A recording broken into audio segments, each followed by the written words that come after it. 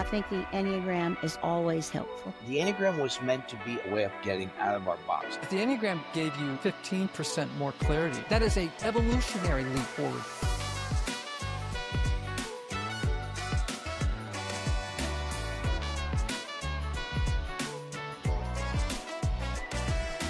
Welcome to Type-ish, an Enneagram podcast where we explore how your personality shows up in all of life. I'm your host, Tyler Zock, and in each episode, I connect you with leading experts on how your personality impacts your relationships, mental health, spirituality, and everything in between. We are in the middle of a 6-week series called Healthy Relationships. If you want the bullet point notes for all 6 episodes right now, so that you can start to see improvements in your relationships right away, go ahead and click on the link below in the show notes and download that PDF as a free gift. Over these next 6 weeks, you'll get to hear from Suzanne Stabile, Krista Harden, Danny Cooper, Ashton Whitmire-Ober, Steph Barron Hall, and today I sit down with Sarajane Case. Sarajane was really the first Enneagram content creator to go viral on Instagram about a decade ago. She started the famous Enneagram Coffee account, which grew to nearly 500,000 followers. She also created a hit podcast with the same name, Enneagram Coffee, and now produces content on YouTube. She's the author of The Honest Enneagram and The Enneagram Letters. Today's episode features a conversation with Sarajane that originally aired at my Enneagram Summit on Love and Relationships. So join me and Sarajane now as we go around the Enneagram and explore a few things for each type that may not be serving your relationships. I asked her to pull some of her very best wisdom from her books that could really help you in the area of love and relationships. Trust me, you won't be disappointed.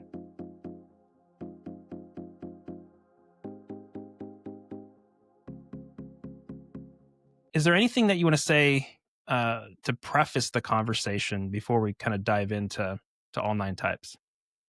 You know, I think when we go into, maybe this is my 7 showing up, but when we go into the aspects of us that aren't working for us or for our relationships, I think it's helpful to not receive this as criticism or a character flaw or something that's unchangeable, but instead to receive it as these are tools that we can use to support ourselves better.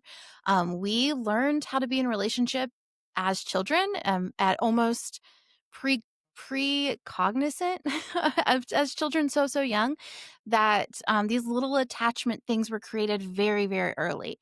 So it's not like you're bad or you've done something wrong. Instead, receive it as, how can I pick up something to support myself in my desire to have healthier relationships?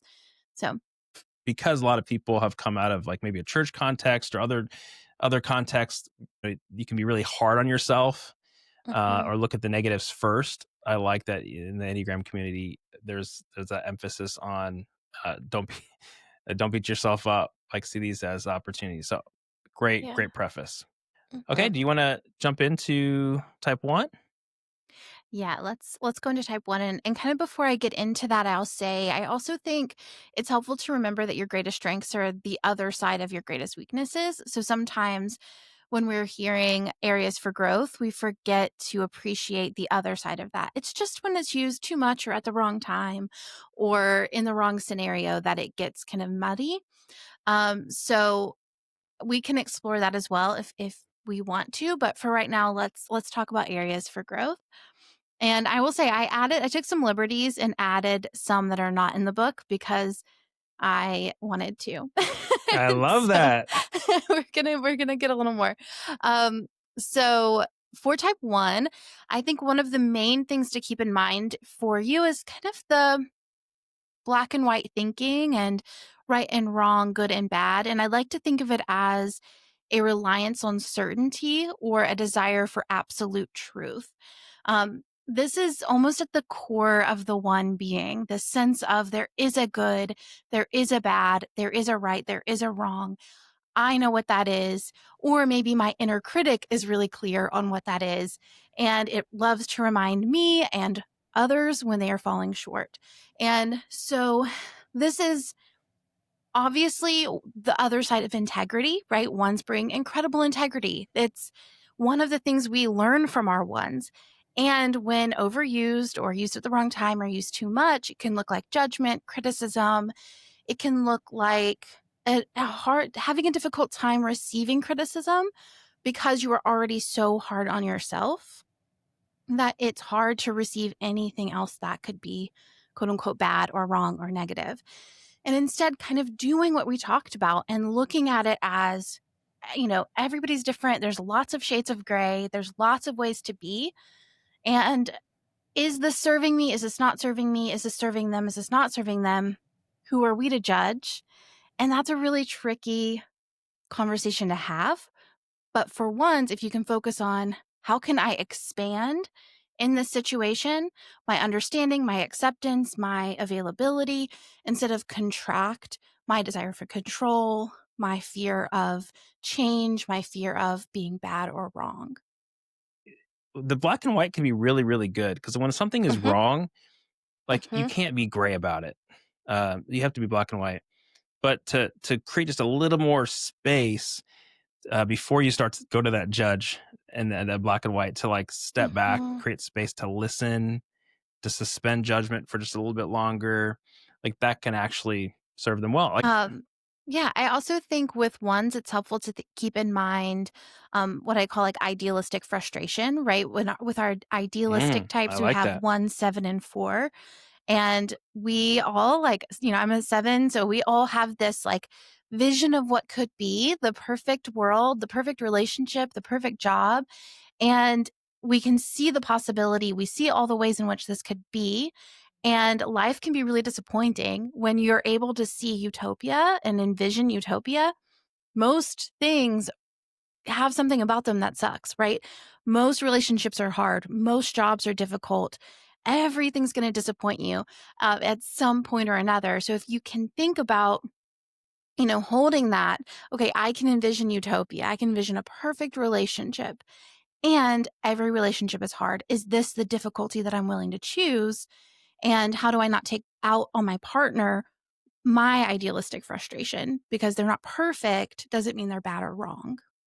The only other thing I had for ones here was not trusting others and overburdening yourself with tasks, and then taking out that resentment on the people that you love. So ones have a hard time knowing when to rest, knowing how to rest, when to stop. A lot of us do. Ones because they want to be good, they want to do the appropriate thing, they want to have all of the details taken care of. And when you're constantly overworked, overstressed, overburdened, that can come out as frustration, irritation, and resentment to the people closest to you because they're often the safest people to expel that negative energy onto. So be conscious of that. Are you giving your crumbs to the people you love the most? And are they getting kind of this grumpy version of you because you are wanting to be appropriate to the world outside of your home, and then you bring your frustration, your irritation back to those you care about the most? Very good. Okay. Should we move on to 2? Yeah. So our twos, we have again the other side of our strength, right? Twos are very loving, they're open, they're accepting, they're giving, they're helpful. And on the other side of that, it can look like um, giving when not asked, which can feel like a crossing of a boundary. Giving in hopes of receiving, kind of, I call it like using tactics to get your needs met instead of asking directly. Kind of saying, if I do for you, then you'll do for me. Additionally, similar to one, like overburdening yourself with giving to others and then resenting them for not doing the same for you, even though you didn't ask. So kind of giving, giving, giving, and then feeling like, oh, you don't love me because you don't give back to me the way that I give to you. It's really helpful for twos to start to expand the way that we view love, expand the language of love to start to see lots of different options and opportunities for how love is shown and received, but also to start to see direct communication, clear boundaries, clear asks as an act of love, as saying, I like this relationship. I want to maintain this relationship. When I have boundaries set with me, that's them maintaining that relationship. When I set a boundary with someone else, that's me maintaining that relationship. It's not a severing of a relationship, it's a building block to a healthier relationship. So start to see those things as positive instead of fearing them and running away from them, because then you get to have that good, like actual, like deep connective love instead of kind of that sugary sweet, I'll be there whenever you need anything, and then I'll secretly be angry underneath. You get to have more than that. Great points. Anything else on 2, or do you want to move on to 3? Um, yeah, I would just want to say it's safe to ask for what you want and need, even if you aren't guaranteed to get it. I think sometimes twos fear asking because they're like, well, what if they say no? Well, it's still okay to ask. You're still safe. You're still loved. You're still okay. Even if you ask and that request is denied, that doesn't, you don't have to hold shame for the ask. And this comes with practice. The more you practice the ask, the easier the ask becomes. But it feels really vulnerable the first, 5 times you do it. But keep going. It gets easier. It becomes more normal, and it's not shameful to have a request. That's good. That's really good. Okay, what do I need to know, Sarajane, as a 3? What's not serving my relationships? Yeah. Well, I think one of the things that's great about our threes, right? They are inspiring, they're connective, they take on other people's ideas and help to champion them. They push us forward, they motivate us, right? Every time I interact with a 3 friend of mine, I leave with like more ideas of how I could be improving my life or my business or growing in some way. That's incredible. And when overused or used too much or used at the wrong time, it can look like, um, hiding your truth in order to be impressive or to remain impressive, which is incredibly isolating for the 3. And I like to think of it as like when you craft a persona of who gets to be loved, which is what a 3 is often doing. Like this image, I'm creating this image. This person is impressive in these ways. And we show that, and we never show what's behind that, the failures, the losses, the fears, the doubts, the huge mistakes that we all make, right? When we don't show that, all that love is getting put onto the mask. So all the accolades, all of the love, all of the appreciation, every good thing that people have to say about you is going to almost like your defensive wall. And so therefore, like nothing's getting through. Meaning that deep, deep down, often 3s feel like nobody loves me. If I fail, I'm alone. I need to isolate when I'm failing. When I feel like I'm not doing well, I need to hide. And instead, that's the moment to share, to open, to be more vulnerable, because that's when the love gets in. That's when it gets through, because the armor is down. But as long as that persona, that mask, that armor stay up, it can often feel like you love me for who you think I am, not who I really am. If anybody really knew me, no one would love me. That's the lie of the mask, right? So open up, let yourself be seen, especially in your failures, which is terrifying to most 3s. But that's where the love goes. That's where you get to see who really is going to stay, who's going to be with you, and what love gets to really look and feel like. We talk about mask a lot with 3s, but I love, you said, all the love is going to the mask. Like it's kind of your fixation for vanity, your energy, your preoccupation goes towards the mask. I call it walking around the Instagram filter all the time as a 3. Everything is like and every conversation, this conversation, when I jumped on with you, when I go somewhere else today to the store, like we carry this Instagram filter around and then put energy towards like working on the filter, adjusting all the settings. And that's exactly what you're talking about. The mask is we can burn so many calories on the mask that it doesn't let ourselves through and doesn't create that authentic connection with our loved ones. And I think 3s often, right? You want, you're craving positive feedback. You're craving like, tell me what was good about me. Tell me that I'm doing a good job. Be proud of me. Be impressed by me. And that's amazing. But when that's all going to the mask, when it's all going to like what you do or how impressive you are, then it's almost like all those compliments are just getting dumped out the bottom of the bucket.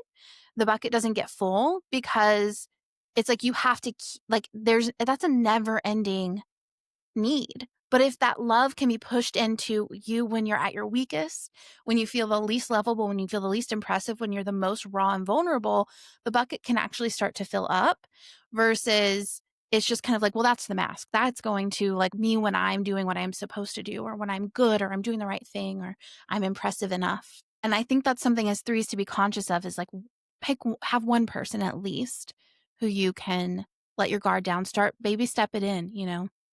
That's good. That's really, really good advice. Okay, we'll move on to fours. Yeah. So I have several for four, so I'm trying to like narrow it down. I'm married to a four, so I was like, I have a lot here. We have a lot of data. And so, but I think the core thing here I want to talk about for fours is shame and the root of shame. And that feeling that there is something missing in you that other people have. And that is going to impact so much of how you interact with people, how you engage in relationship. And um and I want to say the other side of this, right, is actually this deep connection to feeling, this deep connection to humanity and to the pain and grief of being a person, but also the deep joys and like revelry of being a person. Fours have access to so much depth of feeling. And that can come with some holding on to shame, holding on to regret, holding on to, shame. I think shame is the big one here. And that impacts the way that you're going to engage with feedback, the way that you're going to engage with putting yourself out there, being vulnerable, trusting that you're lovable, trusting that you're okay. It can create kind of a push-pull relationship that can happen where you are afraid of abandonment, so you kind of preemptively push a person away. And then as soon as they go away, you're like, wait, come back. I want you back. And I often think this stems from a lack of self-love, because it's almost like, well, if they love me, there must be something wrong with them because I'm so broken. There's something so wrong with me. So if they love me, then like, whoa, I should push them away. When actually you're pretty great. So the work isn't in navigating preemptively navigating potential abandonment. It's in, am I going to be okay if they do leave? How do I build sustainability and love within myself and a positive internal voice so that if someone goes, I know I'll still be okay, so that the people in my life, I don't have to test them or push them or pull them. I get to just be good where I am, and they can be a bonus, and we can create something really beautiful together. I have one more thing for fours. I just want to say, I've worked with a lot of fours. I have friends with a lot of fours, and all the healthy fours in my life have learned this thing, and I love them for it. And that is, expressing your feelings is always okay, but you don't always get to express your feelings however you want to express them. So oftentimes when our fours are just beginning their growth journey, they're like, I deserve to be heard. I can be heard in my anger. I can be heard in my sadness. And you can go to the pits of despair. And I need you to go to the pits of despair with me. And we're going to, express this however we need to. Every four subtype is going to do that differently, of course. But as you grow and as you start to like heal, you can recognize that you can be loved and seen and known by expressing those emotions and without having to demand that they be heard and seen in the biggest form that you have available. I love that 7-4 pairing with your husband. There's Me 7 too. with an A-wing, would you say? Yeah, for sure.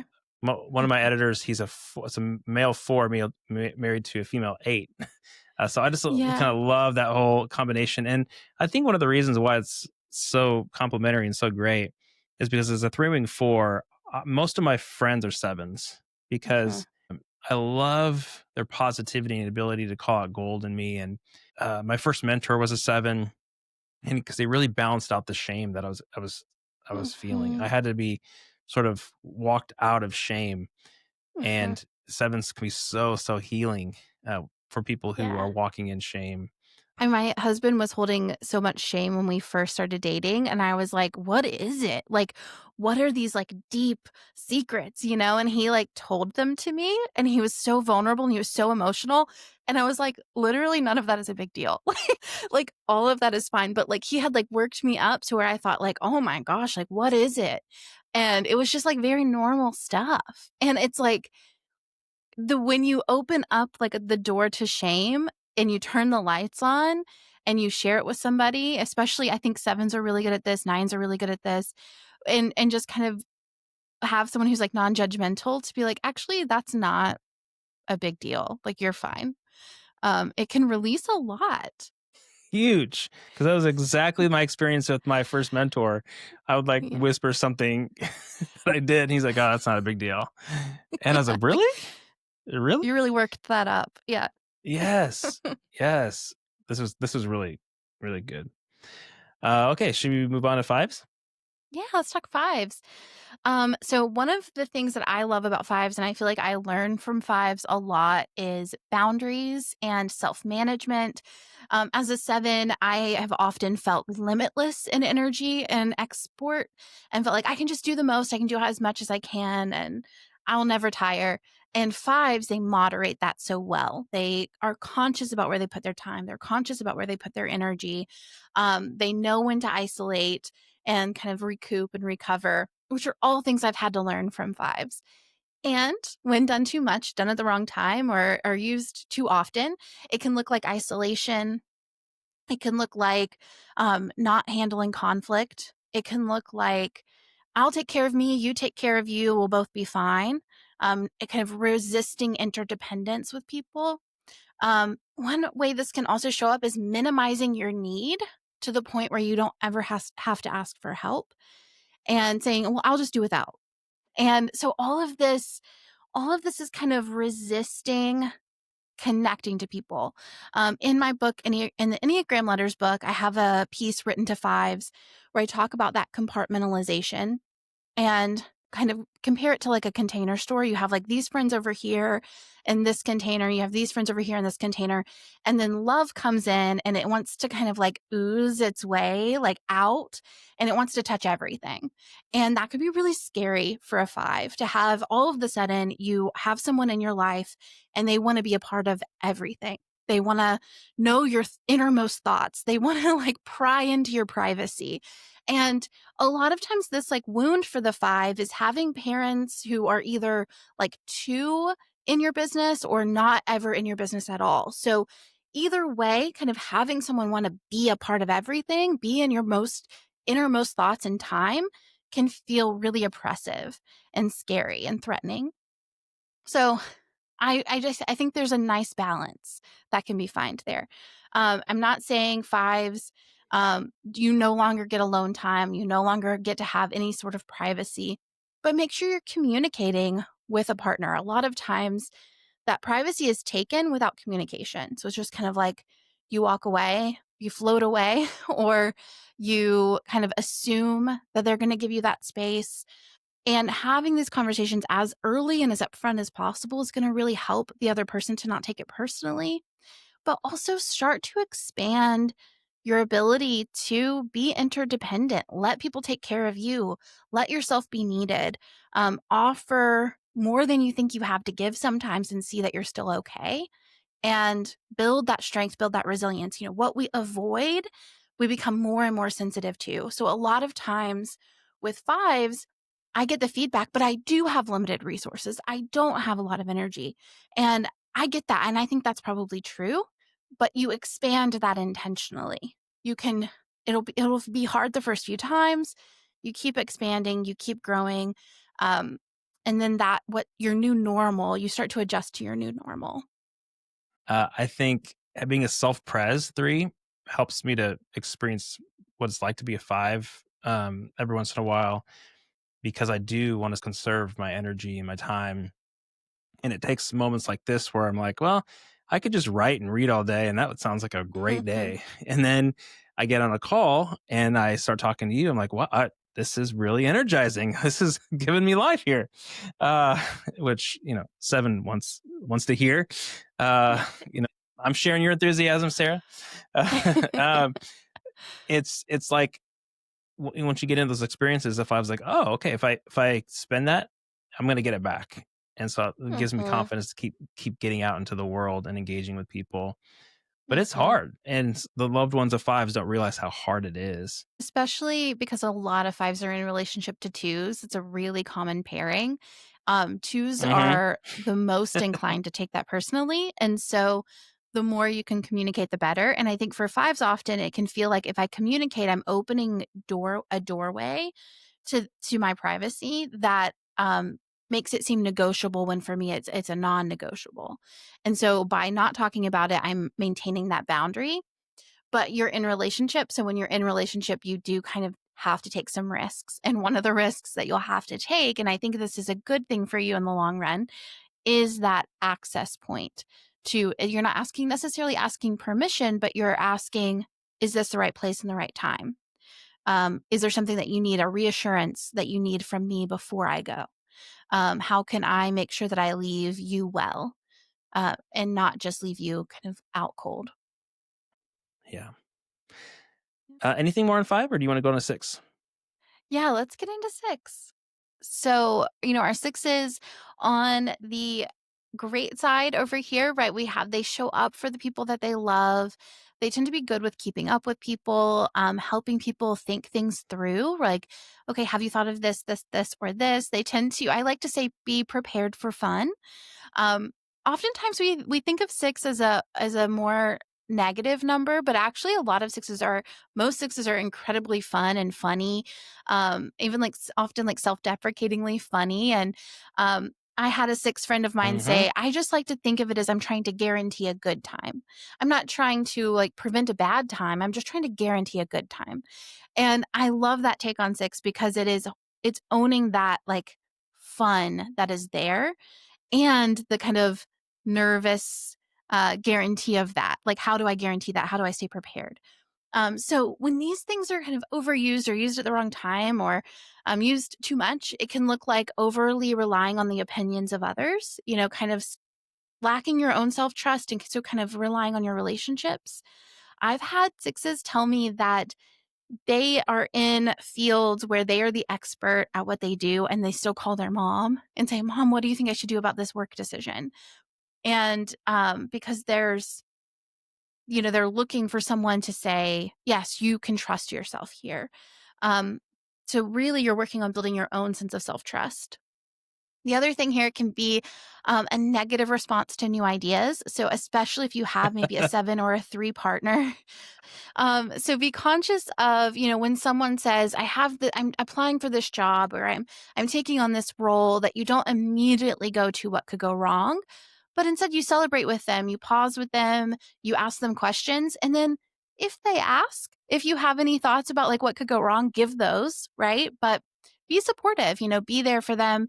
And I know that for 6, it feels like support to find the holes and make sure that it's going to guarantee a good outcome for them, because you love them, you want everything to go well for them. But pause and celebrate first. The other thing to be conscious of is balancing out the energy of a room. So a lot of times 6s will, if the room is too happy, they'll want to bring it down. If the room is too sad, they're going to want to bring it up. So be conscious of that, like kind of that can kind of take you out of the experience that you're having with maybe your partner. It can take you out of the empathy that you could have with your partner, because you're unconsciously trying to make sure the wheels stay, the level stays even. But if you can, a lot of people, especially if in your relationship to a 4, they want that energy mirrored. So if you are trying to bring them up when they're trying to express a sadness, it can feel like invalidation when it's not something you're consciously doing. The other thing here is being overly loyal when it's to your own detriment. That's so good. Staying in toxic relationships, or I don't like the word toxic necessarily, but staying in relationships that aren't serving you, or maybe continuously cross your boundaries. I often see where a 6 is very loyal to a parent, even if that parent is unkind to their spouse. And they'll have this like real difficulty with that tension of like, okay, they feel like pulled in two directions. But at some point, you need to have the conversation with, you need to have all the conversations in order to make sure that your spouse feels supported and loved, and that whatever boundaries need to be set there. And yeah, be willing to let people down a little bit in order to make sure you're taking care of the people who are most important. And I think especially us assertive types, right? Like 3, 7, and 8, we want to move fast. We want to we have an idea. We want to move on that idea. Like we're the idea and we're going. And for 6s, it's like, whoa, whoa, whoa, slow down. And that can feel, because we've survived by moving fast. That is how we made it here so far. So that slowing, that for us can feel very threatening and very scary. And so if we're in relationship to a 6, right, and they're pulling us, it feels like, oh, you're pulling me down, you're taking me out, or you're bumming me. For me, it's like you're bumming me out. But if I can like reframe that, or if a 6 can, if you can communicate with me, no, I'm not trying to like slow you down. I'm just trying to understand so that I can get on board. Because once you have a 6 on board, they're your biggest supporter. They're going to make it happen. They're going to like keep it going for you. But they need a little bit of, they're going to like test the steps a little bit before they jump on, but because they know once they jump on, they're fully there. Perfect. I love that. That's really helpful. Okay, let's move on to 7s. Yeah. Okay, so 7s. The positive side here is they're very positive. They love to give people amazing experiences. They love to have amazing experiences. They tend to really inspire others to do what's best for them. To say, do what you need to do for yourself. Take care of yourself. Focus on what you need. Now, obviously, on the other side of that, when overdone or used too much, it can look like the 7 really prioritizing their needs over the needs of others. Giving you full permission, like, you take care of yourself, you do what you need to do, and I'm going to like do what I need to do. Don't stand in the way of me doing what I need to do. So that can be really tricky in a relationship, right? Because you have to collaborate in relationship. And I think 7s learn collaboration, often through relationship. I heard a description of 7 one time that has really stuck with me, which is like we're solo travelers through the universe, and you're just kind of like bouncing in and out of other people's lives. And I think that is often how we approach relationship, is like this light touch. Like, I'm going to come in, I'm going to sparkle, and then I'm going to step out, and all of the hard parts of being human, I'm going to just navigate alone. Because as children, we learned that we had to take care of ourselves, and we had to positive reframe. We had to, be self-sufficient. And so as adults, we often rely on navigating our own emotions internally. And I cannot tell you how many times I have been the life of a party, left, gone to my car to cry, came back and returned to the party like all is well. No one ever knew I was sad. And so much of the 7s, like, sadness is a secret. And I think that's something that it's similar to the 3 in the sense that if you only let people love you when you're bright, when you're happy, and when you're sunshiny, you don't get to really fully absorb that love, because there's this whole other deeper, more complex side of you that if you're not letting people see, you'll never feel like people really love you for who you are. So, that being said, also, think about, this sounds so rudimentary to say, but think about the needs of others. And I don't mean this like 7s don't care about other people. I think we can be like very generous, loving, enthusiastically supportive people. But if my needs are in conflict with your needs, that is where the test comes. If you getting your needs met prevents me from getting my needs met, how am I going to show up in that relationship? And I think for 7s, it's going to take some like acceptance that everyone's not going to always get their needs met all the time. Sometimes you sacrifice. And that's a really scary place to be as a 7, is sacrifice. It feels like settling. It feels like being trapped. It feels like being told that you can't do all of the things you want to do in the world. But when you do it, you get to access a depth of love that is more expansive, more freeing, ultimately allows you more opportunity than you get when you're just kind of bouncing in and out, letting people just see the surface part of you. A way that we need to have self-compassion for sevens. So I thought about fives, because fives can be misinterpreted when they go get their alone time. They can appear selfish, like, oh, they're so selfish, always wanting to go Mhm. downstairs or be alone. I think for sevens it could be the same way, where if you're like trying to get your needs met, and Mhm. sevens can appear very selfish, thinking that they're only thinking about their own needs. Well, it's coming Mhm. from this place of, I want to be taken care of. I want Mhm. someone to take care of me. My needs to be met. And I really don't think that's going to happen. And so I just don't have capacity to sit Yeah. with you in suffering. I don't have the capacity to attend to your needs right now because I feel like I might die. you know, Yeah. I had this like major life-changing realization in my marriage where I was in a situation where I needed something and I couldn't get it. And so I was like kind of stuck and I was like, I need my partner to get this for me. And so I was like yelling for him. I was like, can you get this? Can you get this? And he couldn't hear me. And I started crying. And it was like this moment where I was like, always have to take care of myself. No one will ever take care of me.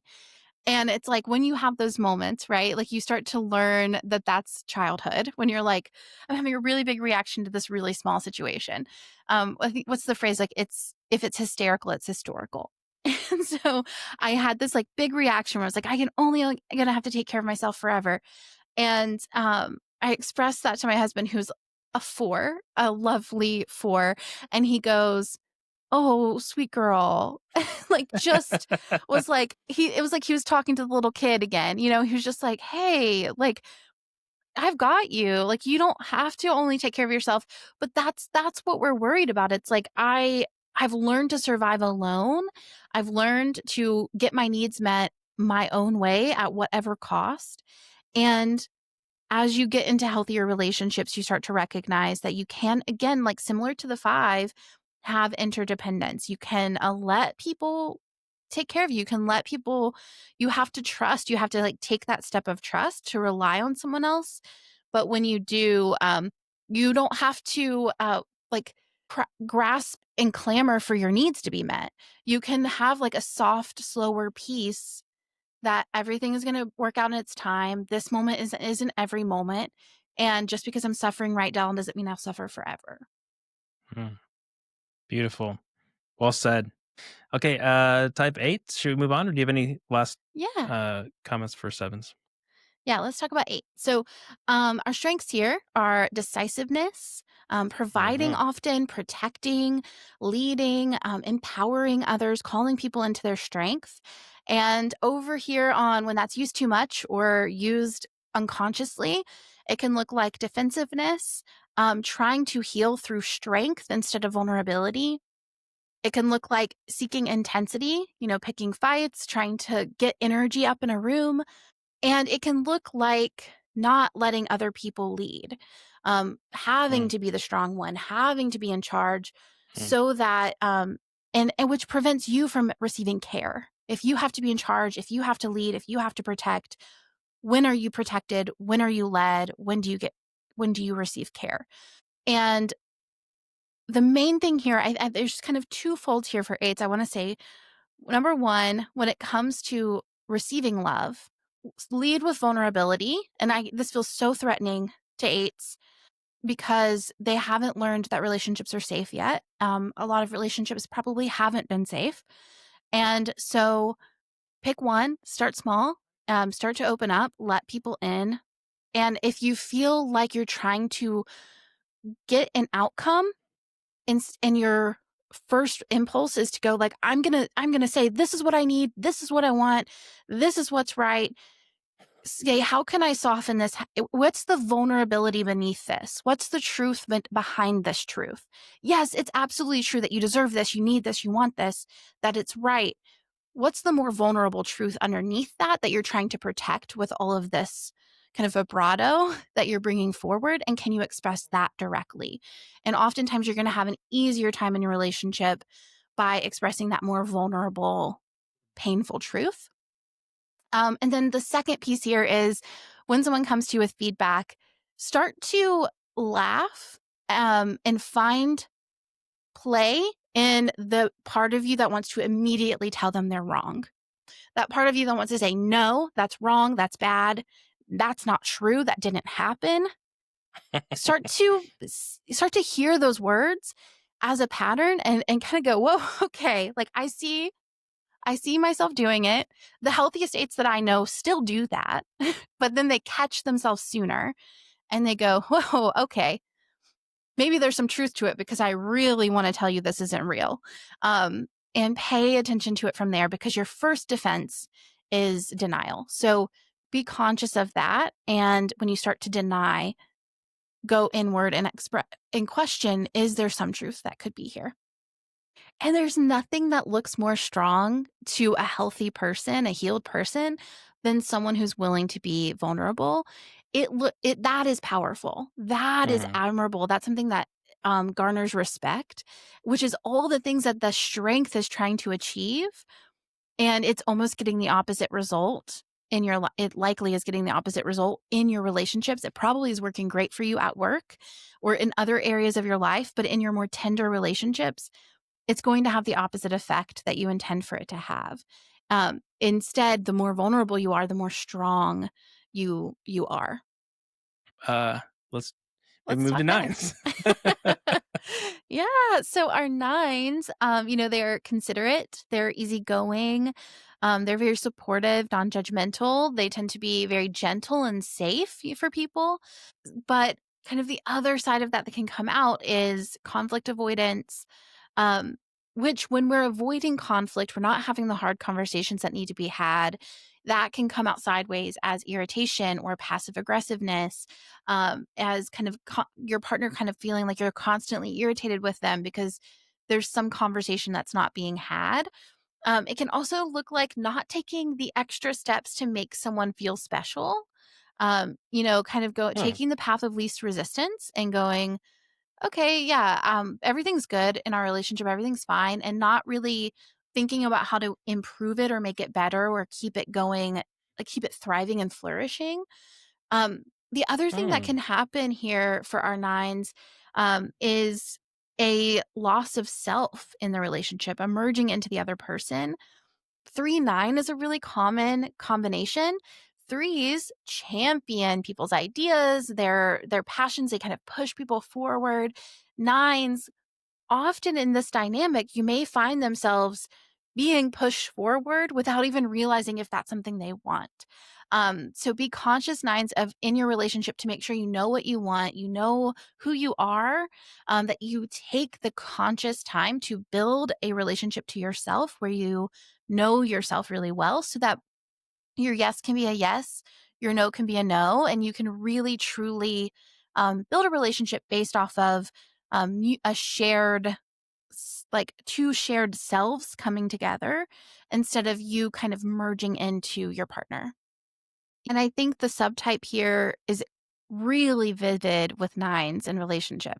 So social nines often will have really strong friendships, really strong work relationships, and have a harder time integrating their partner or their family into that.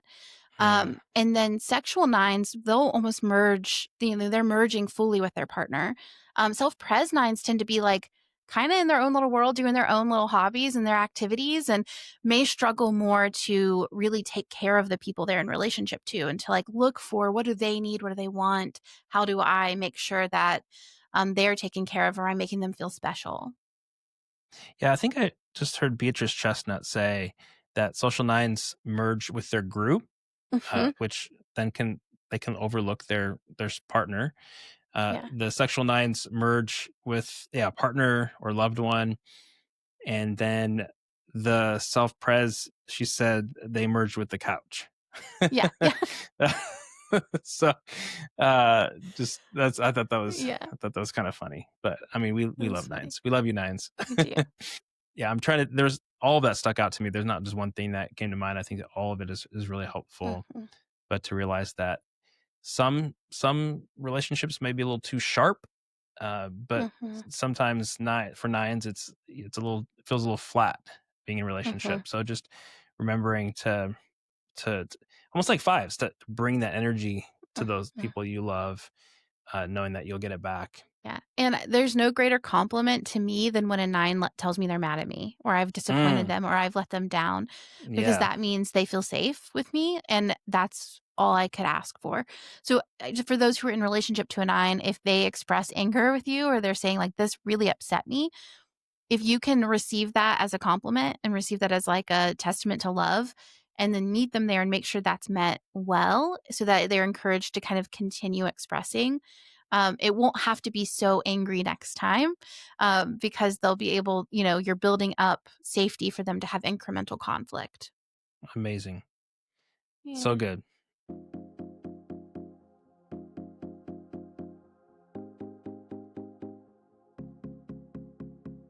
If you benefited from this episode, please make sure to hit the like button, subscribe, and give us a 5-star rating and write a review so that this content will be shared with more Enneagram enthusiasts like yourself.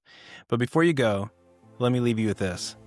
As you listened to your Enneagram type today, what's one thing that hasn't been serving your relationships well? And what's one step you can take to let that go this week? Remember, growth doesn't usually come from doing more.